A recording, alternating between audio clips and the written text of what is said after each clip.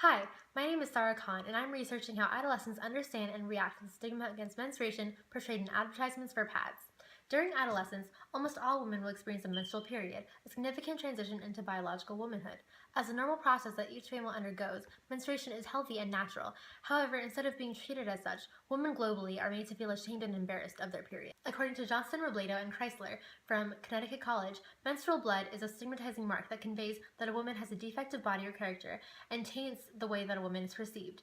Johnson Robledo calls the stigma against menstruation an invisible stigma because women often try to escape this negative perception that people may have of them by concealing the fact that they are on their periods. This secrecy demonstrates that the stigma is perceived so strongly by women that they go to great lengths to hide a natural aspect of themselves.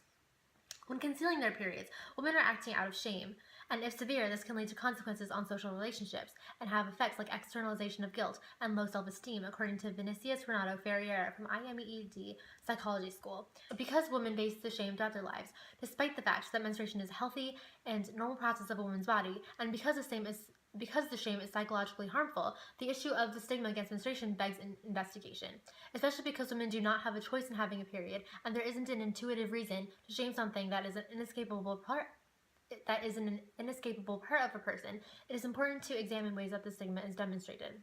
Advertisements in particular are significant to examine with regards to stigma because according to Cara Wohler from a feminine care business unit, advertisements can influence adolescents' beliefs and perceptions.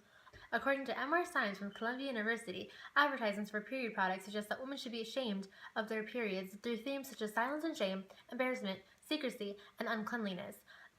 Thus, the marketing strategy in period advertisements is to heighten women's insecurities of the natural healthy part of their bodies. In order to further investigate stigma against menstruation, I will be conducting a content analysis of video advertisements for Always Pads.